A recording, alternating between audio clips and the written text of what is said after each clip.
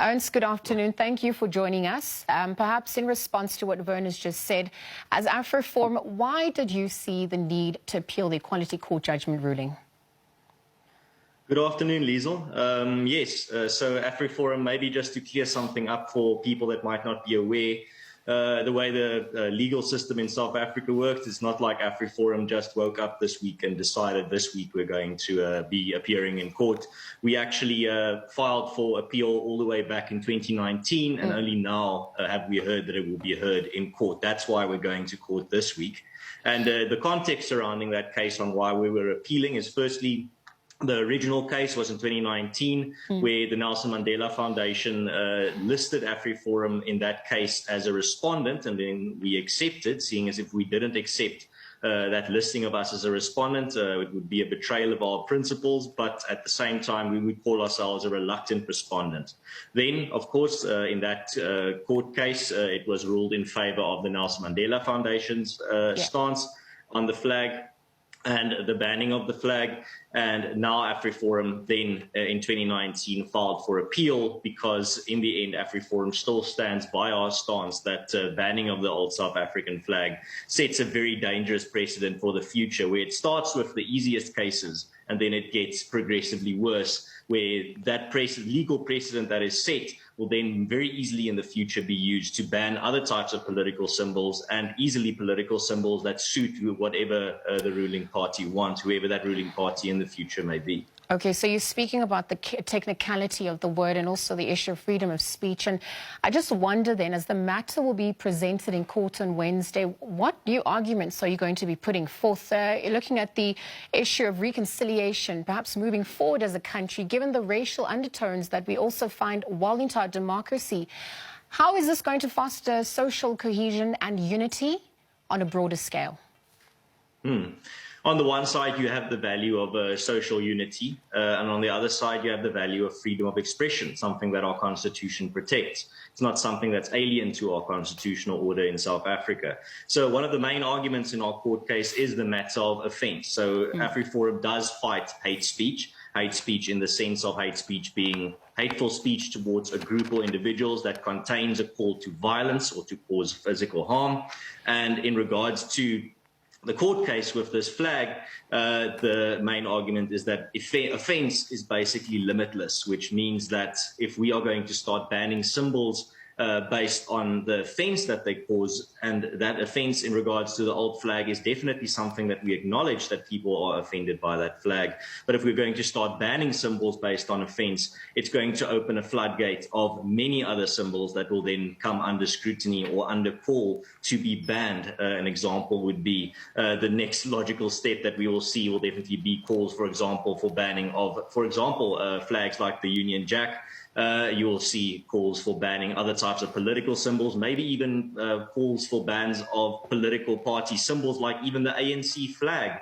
If from people, for example, that are the family members of the Marikana massacre victims might even call for the banning of a flag that represents that type of atrocity. That's the road that we're going down. And that's the legal precedent that's being set with this court case, opens the doors for all those types of bannings, all those types of attacks on symbols. And that's not a momentum that you're going to be able to stop. It's not going to stop with the old South African flag. It's going to continue then to the next symbol and the next symbol and the next symbol. And it's going to get progressively more difficult to rationalize why the symbols that are being banned or to explain why they're being banned, because every symbol will be based on the fact that someone will say, but that symbol is offensive to me from, in my experience or from your perspective. And no, Ernest, I hear you loud and clear there. Obviously, we have to also look at the context that this symbol finds itself in, perhaps what it also incites, given the psychosocial trauma and the history of the country. And so in lieu of what you're saying, yes, you're saying that, there's the issue of symbols, but look, I wonder, how does this then differ from your previous court challenge on Shoot the Boer song? If permitted to display the flag, do you not also then want to use the K word? And then if not, what's the difference in symbolism? When it comes to a case like the Dubela Ibunu or Kill the Boer song, that is a song that very directly calls for violence. The lyrics are literally kill. That is a call to violence. That is the difference when it comes to hate speech and offensive speech. Hate speech contains a direct call to violence or a direct call to cause physical harm. That is why we are taking the matter of the Kill the Boer song to court. And the difference there is I can very easily pledge that I will never wave the old South African flag. But singers of the song Kill the Boer, Kill the Farmer, like Julius Malema, can't even pledge under oath that he will never call for the slaughtering of white people. That's the difference.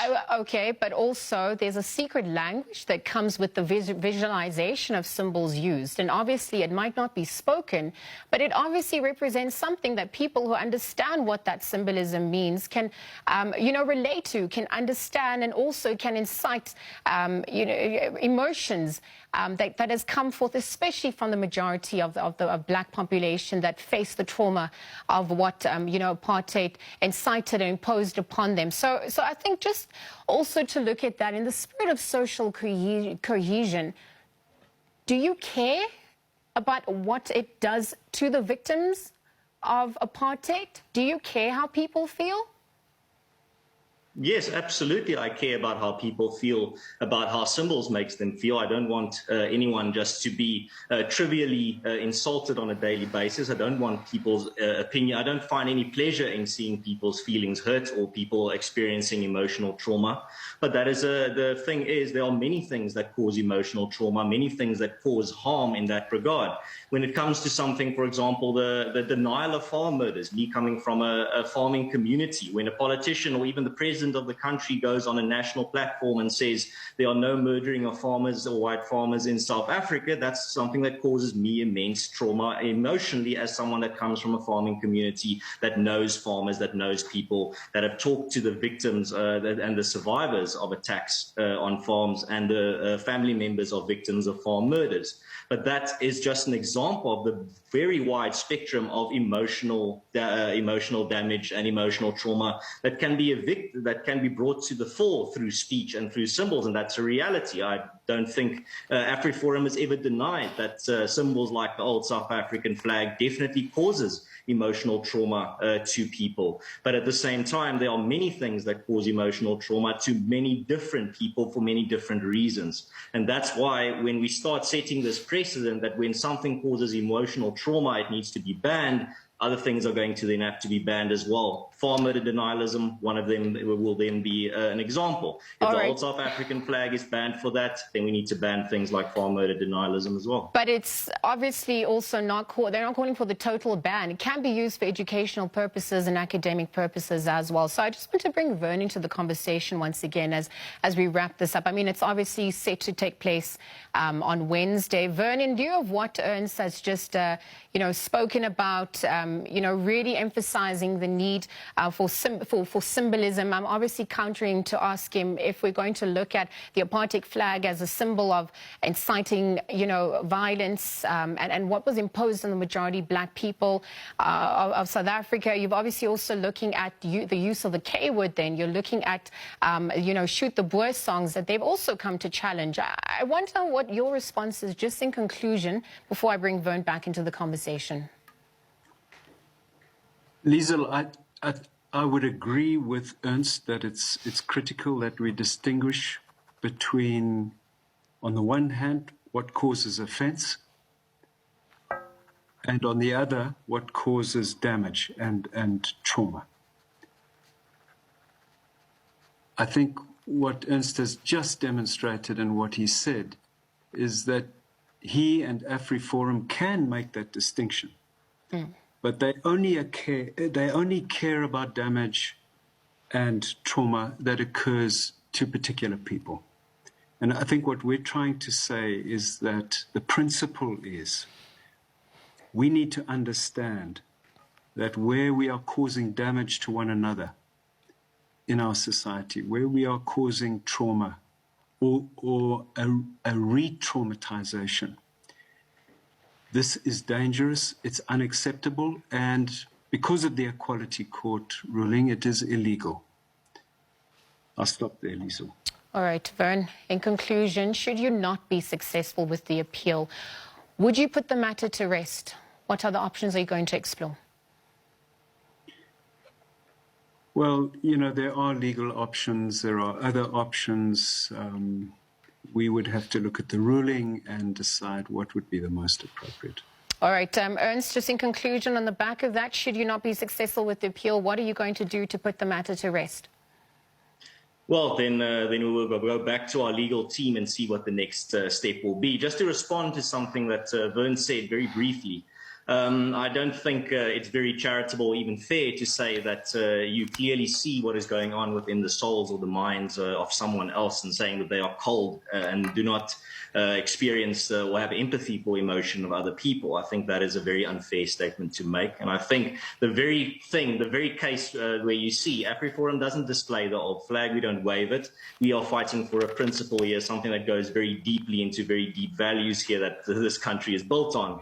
And the thing is about the old flag and it being waved, the very fact that people have to go back decades to find photos of people waving the flag and have to pretend on social media like it's recent and then having to be exposed as liars shows that this is not about waving the flag. This is about a principle. This is about the principle of freedom of expression and not banning political symbols just because they cause offense, because that then leads to many other symbols that will then be banned in the future. So I think that proves that this is not about AfriForum's desire to wave the flag, but rather about a very core principle at the heart of not just AfriForum, but at the heart of South Africa's constitutional order itself. All right, we're going to leave the conversation there. Vern Harris, Head of Leadership Development at the Nelson Mandela Foundation, as well as Ernst van Zyl, representing AfriForum, again chatting to us about the appeal that's set to take place on Wednesday, again discussing the issues of just the public display or the keeping of the apartheid flag at home. Does this constitute a hate speech? That court case gets underway this week. We will take a quick ad break and continue with more news and updates on the other side. We'll be right back.